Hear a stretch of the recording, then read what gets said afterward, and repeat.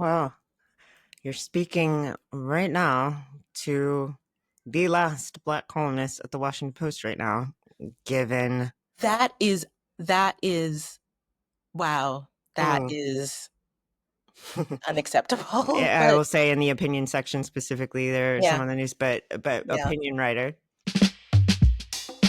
This is Justice by Design, and I'm Kimberly Atkins Stohr. For those watching this on video, you will see I'm not in my normal work room. I am actually on the beautiful coast of Oak Bluffs, Massachusetts, where I will be participating in a panel discussion hosted by the Alumni Association of my alma mater, Boston University, where I went to law school and grad school, to talk about how college campuses can create and protect safe spaces for students to be able to engage in one another, including on tough topics, without fear of retribution or being punished in some way for engaging in that, because that's such an important part of education. And I'm super happy and honored and excited to be a part of that conversation. And listen, synergy is real because it also happens that today, for Justice by Design, my guest is one of the trailblazers when it comes to creating those spaces and not letting obstacles stand in her way. I am honored to be joined today by Karen Attiah, who is the founder of Resistance Summer School. Hi, Karen. Hey, Cam. Thanks for having me. Of course, so good to see you. So, as always, I ask my guests to give a very brief introduction of themselves, so that the listeners can know what you do with the Resistance Summer School and elsewhere. You have many irons and many fires, um, and then we can get started. So, tell us a little bit about yourself, Karen. Sure, sure. Yes. Many irons and many fires. Feels like both on a sort of personal busyness side, but then also a political side. There are many fires. Yes. So yes. Yeah, so my more or less day job is I'm a journalist. I've been with the Washington Post for the last almost 11 years, about 11 years. And, most people probably know me through my work as a columnist and as an editor in the opinion section for the Washington Post. And for me, I think my childhood dream in general was I always just liked having discussions and asking questions. And I think I actually wanted to be a philosopher when I was a kid because Interesting. and I would just walk around carrying big stacks of books because I thought maybe by osmosis, if I carried them, I would gain, the wisdom of the ages or something. So I don't know. I always thought I wanted to be a professor, a teacher, a philosopher. So my actual kind of background, I never studied journalism. I never went to journalism school. My background is actually in international affairs and human rights. So I just always saw our world as closer than we think. And yeah, so I went to Columbia School of International and Public Affairs, got my grad school degree, my master's in international affairs and human rights. And just that's really what shaped me as a journalist, as a person. I just was like, I want to learn as much as I can about the world through other people. And I took that into my work as a journalist. And I focused in my work as a journalist on human rights, but particularly with a focus on Africa, Africans, the Black world, and have always argued for centering our experiences, our histories, and sort of excavating the histories that were purposefully erased, that were lost to time, to Yeah. erasure, to racism. And for a time, you created a course at Mhm, Columbia mhm. that focused on the intersection of journalism and race and international studies, basically all of those wheelhouses together. Tell us about that class. Right. Yeah. I had been well, I maintained, relationships with Columbia, with the School of International and Public Affairs for a long time. So for years, they're like, please come back and teach. Please come back and teach. And I was like, not yet. I'm not ready. Not ready. But even in those years, I still began developing basically the syllabus and the course I never had as a Yeah. student. As a student at Columbia, I just, we were learning about international development and these theories of international relations. And I just realized, I was like, well, where are the stories, where are the histories that are non-white, non-Western, non-male? They weren't there. And race was really never something that was explicitly brought up when it came to how we look at the world. And I just was like, this doesn't make sense. Yeah. So I just started creating this curriculum and finding books that really explicitly address this. And yes, finally said yes to the dress. I don't know, yes to the opportunity to teach in spring 2024. And the course we put it up, and immediately there was a huge student demand, and it actually was over enrolled at Columbia. We had to expand the class spaces. And I begin with the genesis actually of the United Nations Mm. and the attempts to actually bring racial equality to the League of Nations, and how that was rejected by then President Woodrow Wilson and the UK and Australia. And it's something that most people don't know, Yeah. right? And so, yeah, I was like, all right, let's learn about the things we didn't know. In many ways, it's a remedial history class. So I taught it. It went very well. I enjoyed it. And then a few months later, I was told that my course would not be renewed for funding. And Mm. that was crushing, I obviously. mean, Not just for me, but crushing for the students. were you ever given a reason from Columbia? To this day, Wow. the to this day, the reasons, and I emailed, I was like, what is it? It clearly isn't enrollment. It clearly wasn't uh complaints. It clearly, wasn't, any of the reasons that they'd given for other course cancellations. Yeah. And Mm. so I never got a direct reason, but of course there were rumors, there were speculations. I was quite outspoken about what I considered to be the genocide in Gaza, Israel's actions contributing to the massive Palestinian suffering and death. So I was very critical of that. Mhm. I was critical of how the Columbia administration uh, stomped on its students' right to protest said brutality. And, it's hard for me not to believe that my political stances on those issues led to my course being canceled.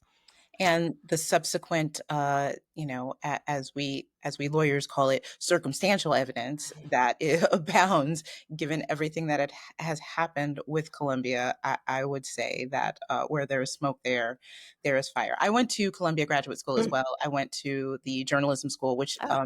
for people who don't know, there was a lot of crossover between the journalism school and SEPA. Hmm. Those graduate programs, a lot of times the classes that I took were also SEPA classes. They were marked for both, and I met a lot of SEPA students there because it makes perfect sense, right? When you're talking about international studies, when you're talking about international policies and how the world works, we need to be able to explain that and dig into that and learn about that at the time. So I have been quite vocally unhappy with my alma mater. In a way, I wish that they would sponsor things like my other graduate alma mater, BU, is doing here on Martha's Vineyard that I'm a part of.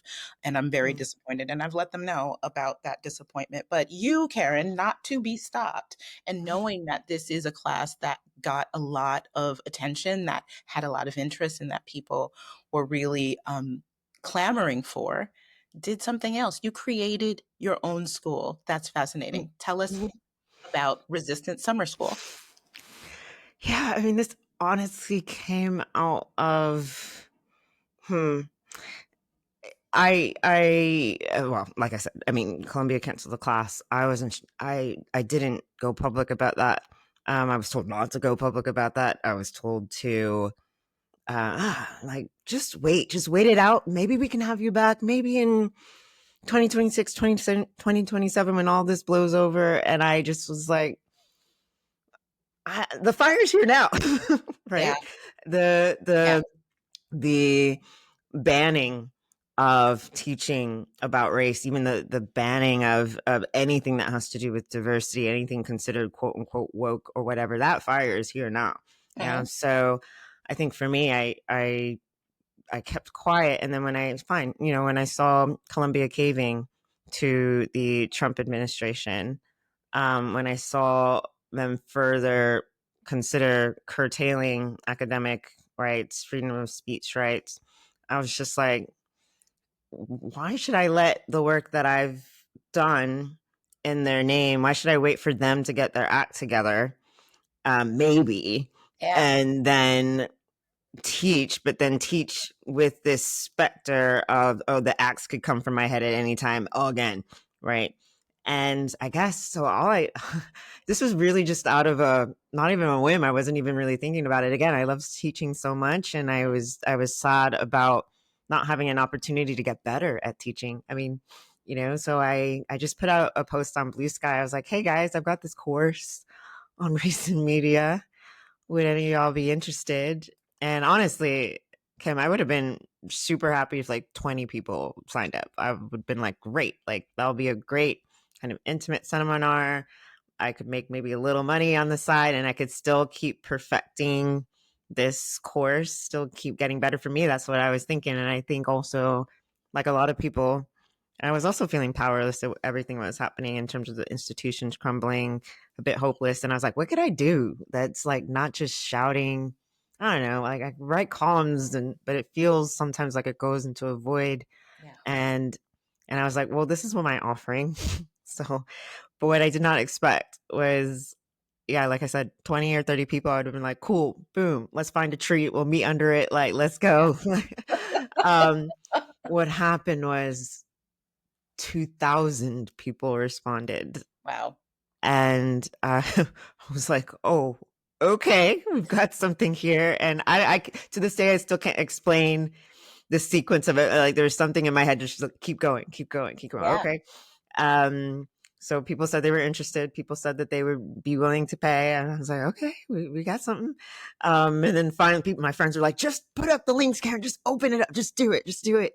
And, um, and I created like a tiered system so you could pay according to what you could basically afford, from as, for 7 weeks, 6, 7 weeks, as little as $100 all the way up to, 200, 300, Mhm. again, to be able to get access to what I taught at an Ivy League level. That Which, let was, me tell you, would have cost much more. yes, exactly, exactly. Much more. I paid Columbia an exorbitant amount of Yeah, money for my degree. So you're giving it at a bargain. This yeah, this exactly. that's Yeah, really this that's re- knowledge. well. Let me ask you this, because for for me, probably for a lot of people, the idea of just, okay, well, I'll just create this thing on my own would seem daunting. Were you Yeah. daunted by? I mean, you clearly had support from people around you, which is crucially important. Hmm. But did you ever think, "Oh, wow, can I really do this?" What made you so certain that you could think out of the box in this way, and just, if the institution that you were in wasn't serving you, you Mm. built your own institution? um, I mean, I can't say I was always certain.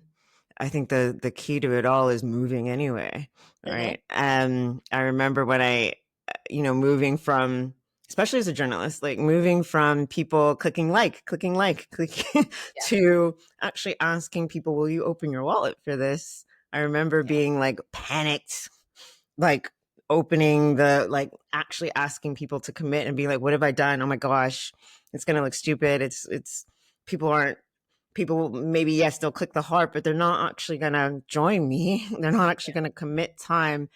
And then what happened was the spot sold out in 48 hours. wow, 500 spots sold out in 48 hours. wow, So I think then I was like, all right, let's go. Now we have enough to, now I was like, okay, I've got the syllabus. Now I can bring on someone who can at least help with the logistics. And I just think the energy of it like attracted people who were also seeing that there was something here. And I think that combo, just having the right combination of people, and we got a website. We got the someone from the Martin Luther King Jr. Library here in DC reached out to me on Blue Sky. They were like, "Hey, we saw what you're doing. We've got space for you if you want it." I was like, "Bet, let's go." And it just worked. Okay, it just flowed. It just worked. Um, Yeah, I have to say, when I saw your announcement mm, of the summer school and you were like before I even clicked the video, I saw that you were and I recognized where you were immediately and I oh, squealed because the MLK Library in DC is such a special and mhm. important place. Culturally, I mean, I saw Justice Ketanji Brown Jackson speak there because she comes from a family of educators from DC, from DC, and that she chose that place to give her book talk because of that importance. And when I saw you standing there, I was just like, yes. Oh, that's so cool. And I love Yeah. how you talked. I mean, you're talking about all kinds of people, stakeholders, and people buying into this idea, which allowed it to move forward and come together so quickly. But you shouted out librarians in that Mhm. announcement, which I also love. Say more about that. I mean, just even from my work as a columnist, I covered when I was in Texas the last couple of years. I was covering a lot of the sort of the book banning, the attacks on education. So I interviewed a lot of just badass librarians who were like, "Nah, we are going to protect this library. We are going to hold the line because we are not just about the books themselves, but they are stewards of community." And they are often the Yeah. ones that, whether it's kids to adults who are not only searching for knowledge but searching for belonging, like often it's librarians who are helping people sort of find their place in the world. So again, when shout out to Michelle Casto at the MLK Library, when she saw and also the MLK Library, very specifically, I think it resonated with them. And I didn't know this actually, back in, I want to say 2000, maybe during the pandemic a few years ago. Basically, they were commemorating the history of the teach-ins, and so they put together their own people's university. And so they were having courses open to the public there. And so what they were telling me is when they saw what I was hoping to do or trying to do, they were like, "Yes, the People's University lives. Like, can bring it back." Now, of course, we were renting the space, so it isn't an official kind of, Sure, but but yes. it's the synergy and the history just made the sense, and made sense. And it's just, I don't know. It just, to me, I still can't explain how all of this came together so perfectly and divinely, honestly. But yeah, with librarians, and I have a lot of librarians in my class, in the race, media, and international affairs is the name of the course. Mhm. I call it Resistance Summer School, to go back to why, just because I think I just posted a tweet. It's like when people signed up for the class, and I just put out a tweet like, "Get in, everyone! We're going to summer school. We're going to Resistance Summer School." I was joking. But it caught on, and I think for a lot of people, I mean, two things. Like, I think first of all, summer school, it evokes that fun feeling. Let's get our notebooks. Let's get our pens. Let's get our backpacks, and let's Yeah. like fight back by just going to learn. And I think a lot of people do want to fight back, but in a way that, um, I won't say is low risk per se, but is accessible. Not everyone wants to like get out in the streets. Not everyone Right. can. But this way, it really is a way of saying, "Oh, you're going to try to cancel this stuff. You can't stop us," right? Yeah. So, so I think with librarians, same thing. I've watched them for years try to go around these restrictions, this increasing climate of censorship and Yeah. suppression. So yeah, they are That they is are real. badasses. Mhm. That is real, and I share that back. I mean, libraries from the point that I could read, which I could read by the time I was 4 because my mother loved Mhm. reading and she stayed in libraries and she always took me into libraries and I could read before I could tie my shoes. And the doors were open, this is pre-internet. I'm 52 years old. There was no, it was still Dewey Decimal Systeming back in those days, but it was the librarians, the people who helped me open the doors and find the knowledge and sort of opened a new world to what could be known as a nerdy little kid. So that's why that resonated so much with me. Mhm. Why just a little bit about the class and how it's going, because you're about halfway through Yeah. it now Yeah. or so. How has it been going? Tell us a little bit about what the class is. Yeah, so again, it's connecting the dots between race, media, and by media I mean mostly news media, Mhm. and global affairs. So the first week, I really ground in, like I said, most people, know of the United Nations, but they might not have known that even back in 1919, uh, at the sort of right after World War I, you've got Jim Crow South in the US.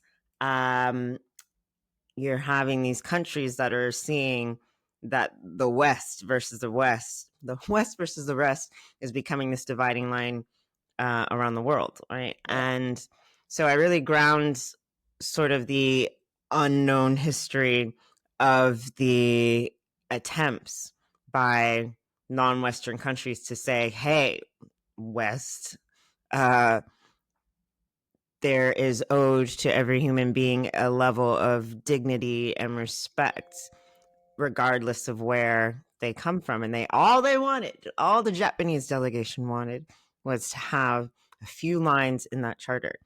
And so I guess for me, I ask the students after we learned that those few lines were rejected, and not only were those few lines rejected, but the Western press did not cover these deliberations barely at all, whereas the rest of the world were watching keenly at what the Japanese delegation was trying to do. Yeah. So it puts a lot of uh, to ask this question of, first of all, as journalism as we know it today, what do journalists choose to see? What do they choose to not see? And what are the Yeah. implications of that? And what does it mean that we didn't know this history? Why Yeah. were we not taught this? Not only about Woodrow Wilson, who we laud as this progressive figure, and so I ground the class, and every week, we're talking about these events and looking at how they were covered or not covered. And I'm looking at the trajectory of media development and seeing that there are actually parallel tracks with race relations, both in the US and the world, Hmm. with that, basically this question of how did we get here, these stereotypes that existed in media, also seeing that racism, particularly in the US media, helped sell newspapers, right? Yeah. Like hearing Oh, about yes. barbarous Indians back in 1690 helped sell the first paper. So I ask my students a lot of times when people are sitting and watching their news today and they're like, how did we get here? This class is an answer to that. And I'm like, they were doing this nonsense in 1690, Yeah. right? Oh, And so I think for a lot of my students so far, so it's a mix of me lecturing, then we have guest speakers. This week we talked about the Chinese American experience, particularly in California, and the how California really was probably one of the original American experiments in multiracial democracy with the gold rush, so yeah. attracting the Irish, the Germans, the That's right. California, So I think for a lot of people, and then thinking about immigration, we tend to look at it through a sort of Latino only lens, which makes sense, now, but originally it was a Chinese Yeah. issue. Yeah. So I think for a lot of people, this is the first time learning it. And I think for us, I tell my students a lot of people, we feel kind of angry, a little ashamed that we didn't know. Yeah. And I think it's all I of us didn't have working, a course anything like that. And right. yeah, I didn't have a course anything like that in journalism school, and I would have loved to have had that because You can that is still have so it, Kim. crucial. I'm Sign gonna up. No, sign I up. think for I'm signing up here journalists, because it's especially, it's so it's important. so crucial to understanding for everyone, but particularly journalists. Listen, Hmm. when I have often explained that when there were diversity and DEI pushes within newsrooms, that it would be useless if it was just about how many faces there were in the newsroom or what this and that. The purpose is so that the people writing about the news have a contextual understanding about what they're reporting and how that fits into the broader world, and how to recognize what is happening. Like when, right now, for example, the Department of Homeland Security keeps doing these social media posts about remember our heritage on the Mhm. frontier, showing white people in like covered carriages out on the Oregon Trail and whatnot. And I'm like, okay, there's a lot more to this story. And this is basically a white nationalist view of America, when actually, as you said, the uh, frontier out west was not only bloody and brutal for indigenous people, but you had um, Lat- Latin immigrants, you had Mhm. Chinese immigrants, you had Black people who thought they would have a better shot out west than they did in the South that were homesteading too. You had it's a story, it's a complex story, it's an important story, but tell it right. But we have our own government that's not telling it right. Anyway, I Yeah. can go on all day And about this. not just not telling it right. Right. Like, I mean, even what you described, I've seen those images coming from the Department of Homeland Security. It's chilling because that is straight up racial propaganda. Yes. That is straight up, and I think part of even a future course that I want to do is how do we distinguish between media and news and straight up propaganda, Yes. right? And so yeah, exactly. It's to see that the story of the U.S. is both complicated and sort of not complicated in the sense that this is long. Mm, This is one long experiment, and if multiracial democracy is possible, yeah. And I think I agree with you that diverse DEI trainings, and particularly when it comes to journalism, isn't just about treating each other nice in the workplace, although that's obviously important so that people can function and do their jobs. And right. but it's also about realizing that all of us were robbed of a the full story of America. And I keep joking to my students, I'm like, I should just name this a remedial history course. We're all in remedial history 101, right? Yes. As told through the lens of media development. And again, Yeah. for me, putting it in a global context and not just America. I mean, a lens through America, but just realizing, that this that we'll talk about how Africa has been viewed, the Black press and the efforts of Pan Africanism and things like that. So it's a very broad overview, but what I love about the experience so far is the students I have. Everyone I have, I think the youngest student is 17. The oldest might be approaching their 80s. Most people are watching online. We live stream on Zoom every evening, live from the MLK Junior Library. And then there's the option to watch the videos, on your own and read the readings on your own at your own pace and own time. But what is so amazing is just how hungry people are for not only for knowledge, but for community. And I think what I really am trying to do is to create a safe space for these discussions about race and about what we know and what we don't know. And what I'm finding is people are uh I think people feel safe to be able to at least discuss, at least ask questions, at least be more curious, I think, about uh, this class maybe being a prompt and saying, you know what, I want to study a bit more about this on my own, right? Who are the figures that we're learning about? The first Chinese American newspaper that really fought for Chinese people to have the right to vote happened in the late 1800s. Like, Wang Chinfu, like, let's learn more about this. Why don't we consider him a civil rights figure, right? Like, or why do we only have, uh, again, like I said, particularly in journalism, certain silos for certain things. Civil rights is a Black thing, race is a Black thing, immigration is a Latino thing, Right. right? So it's just challenging all these boxes to an extent, and hopefully encouraging people not only to learn more, but because it's summer and I specifically was strategic about this, there are a lot of teachers in my class. There are a lot of archivists in my class. So it Oh, means that's that great. so it means that they can go and think about how to teach whatever classrooms they'll be in come fall. So yeah, it's definitely been really, it's just been really, mm, it gives me hope.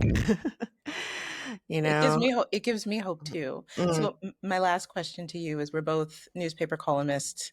Um, And I think a great deal. I mean, you said, screaming into the void or something like that. I feel like that's what I do every single week in some ways. Hmm. Even though I do get encouragement from listeners, from readers about what I'm trying to do. What advice would you give to me and the others in the media as we're trying to traverse these spaces and speak, uh, you know, tell the truth, as in the words of Ida B. Wells, and do that job in these times? Well, you're speaking right now to the last Black columnist at the Washington Post right now, given. That is wow. That Mm. is unacceptable. I But will say in the opinion section specifically, there are some yeah, on the news, but yeah. opinion writer. Mm, Um, let's say by the time this airs, I don't know what my status will be. I'm sad to say.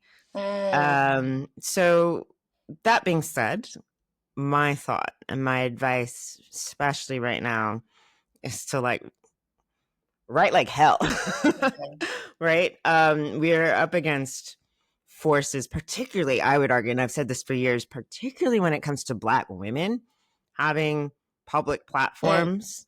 Oh my God. yeah. This is opinion platforms and not being constrained by, Mhm, these ideas of objectivity and leaving yourself out of it and all that. right. There is an outright assault. And they want to remove us from the public sphere. And I would just say, even if you think you're writing into the void, you're not. It's important. And my class even is showing why it's important, because there's so many pockets of history that we don't know, because the white male journalist did not think it was important.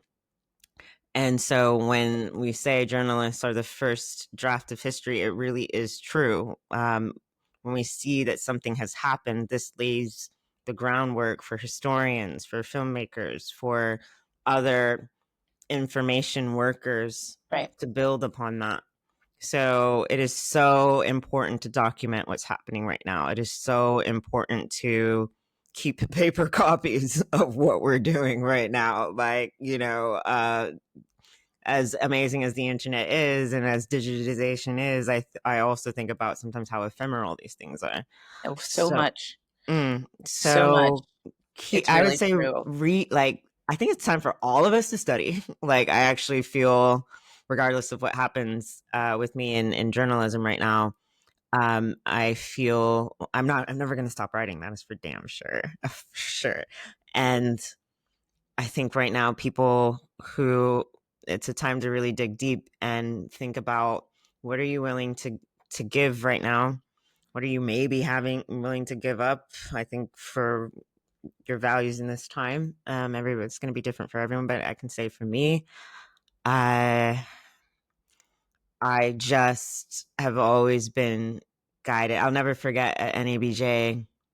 I think it was Reverend Jesse Jackson kind of told us, jobs come and go, but your mission remains. And Mm, I think for me, my mission, just same with whether it's going to be through teaching, whether it's going to be through writing, I'm still going to be sharing and reflecting the world back to others and helping to process this. And that's all I think that we can do, that we're all just trying to process this world together and hopefully write a better story for America, and inspire other people to, I don't know, to live out your values, I guess. yeah. For Yeah. A me, better story, a truer a story, truer story, because a better people have been, story, yes, more inclusive one. yes. And yeah, for sure. Karen, thank you so much for joining me today. And how can people learn more about Resistance Summer School? Sure. So we've got resistancesummerschool.com is our website. You can follow me on Substack at Karen Attiah substack.com, and you'll see like a Resistance Summer School tab there. We have a waiting list. If you go to our website, we will be opening the fall enrollment soon. So if you get on the waiting list, you'll be the first to know when we open that up. for our next cohort, which will Okay. begin in September. And yes, you can follow me on Blue Sky, Instagram, Twitter, maybe sometimes I'm still on there, but yes, at Karen Attiah on all platforms. Wonderful. Karen Attiah, thank you so much for joining me on Justice by Design. Thank you. Thank you. It was a pleasure. And thanks to all of you for listening to Justice by Design. If you are not following this podcast wherever you get your pods, please do so now. And also leave a review if you like what you're hearing, because it helps other people find it. I will be back next week with another issue. And I'm talking so much about writing. I'm in that mode, right? I'm going to be back next week with another episode of Justice by Design. Until then, take care. I'm Kimberly Atkins Stohr.